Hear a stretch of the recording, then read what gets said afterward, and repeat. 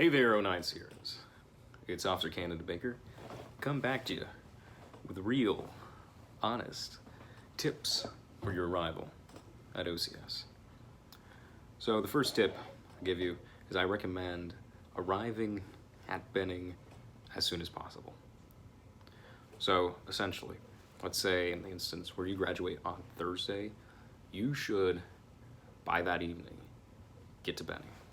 Be outside within Benning if you have a hotel in Benning, or outside in Columbus, Georgia. I recommend this because what I found was those who attempted to drive up on Friday felt like they had less time, and they also either didn't make the deadline, which is usually, or at least in my case, 16:30, or they came very, very close to it. And then coming in on that Friday, they didn't have any free time to purchase their packing list and other items they needed. I think everyone was able to get the items they needed, but you could run into a situation where things are sold out because you came too late to pick up those items, and then now you're scrambling to find those somewhere in the city or hoping someone bought extra or something like that.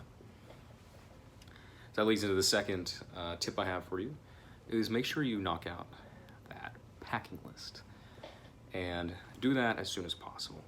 So you come in on Thursday, try to see if you can come to Commandos or Ranger Joe's or the PX, Clothing and Sales, and get that knocked out. Doing so is going to leave you with more free time that weekend, because that weekend you should, Friday, Saturday, and half a Sunday, be able to go off post. Now, of course, you could use that if you didn't buy your packing list on Saturday, Sunday. You could be scrambling to purchase your packing list, or you can enjoying a walk in the park with your family, or just enjoying the fact that you're not going to be on base, because you're going to be stuck on base for the most part for the next 12, 15 plus weeks, depending on how long you're in holdover. Third tip I recommend is bring that POV. So if you got a vehicle, I highly recommend you bring it, especially if you're going to be stuck in holdover, because you're going to have opportunities at different times during OCS to be able to use your vehicle. And you can use your vehicle, I believe, through most of the course for storage purposes. So if you have a lot of stuff, it's nice to have a trunk to throw it all in so your closet isn't constantly overflowing with all of your items. And of course, if you want to eat at Zaxby's, Arby's, whatever, when you have a pass, now you can do it and you don't have to rely on other people for it. Maybe even be able to charge people to drive around, perhaps, or at least have them pay for your gas money. The fourth tip I have for you is make sure you follow instructions. The whole attention to detail, basic training thing, yada, yada, yada. Because there's a lot of people who came, especially those that came late on Friday to report in, who did not follow instructions. And in doing so, they had less time on the weekend to enjoy being off base, or in some cases, they weren't even able to class up on Monday because they weren't paying attention. So definitely pay attention, follow the rules, go in the procedure, ask questions. I mean, don't ask too many stupid questions, but definitely ask questions. Make sure you're on the right track. The fifth tip I have for you is don't be a fat you-know-what. Don't be obese. Come here fit, because you're gonna be taking a PT test that Monday. And depending on how many people are waiting to class up, you could be passed over because you scored too low on your PT test. For me, it is the APFT, not the ACFT.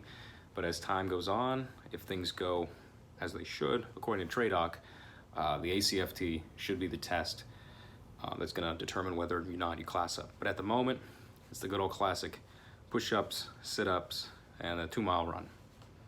Sixth tip I have for you is, don't be an idiot. So you have some restrictions about what you're supposed to do. You're supposed to be, over that weekend, you're supposed to be in your uniform the whole time. Not your dress blues, your ACU OCPs. Don't change your civvies, don't get caught, or don't drink, don't smoke, because that stuff is going to get you in trouble. And it also reflects poorly upon the institution of the Army, and also specifically upon the institution of OCS. So don't do that. Integrity Army value. Another tip I have for you guys is don't have high hopes about classing up. For instance, in my case, there was already about 80 people waiting around when my group of like 140 or something arrived. And we also found out that class sizes got cut from 160 to 120, which meant basically none of our crew, except for people who are National Guard, Reserve, or 33 and older, were the ones that had priority. So it doesn't matter how much of a PT stud you are, it doesn't matter if you scored a flippin' 900 on the ACFT, you ain't classing up unless you're National Guard, Reserve, or 33 and older. There's even some people who've been around here for 3 weeks because they did not do very hot on their PT test. They were not allowed to class up. So now they're gonna be here 6+ weeks waiting to finally class up, get that E5 pay, and actually start taking classes at OCS. So don't have high hopes. You probably, depending on the circumstances, you might not class up. And this could also be other things like security clearance, other issues like that could keep you in holdover status for an extended period of time. So try to be in the best physical fit condition you can be in, and make sure you didn't lie. Try not to lie on your security clearance thing, so you're not having to work that out for months on end. So, see, the next tip I have for you guys is actually related to number 2, is make sure you keep those damn receipts. Because there's going to be, at least from what I've heard, a lot of items that you're not going to use. So don't open up those packages.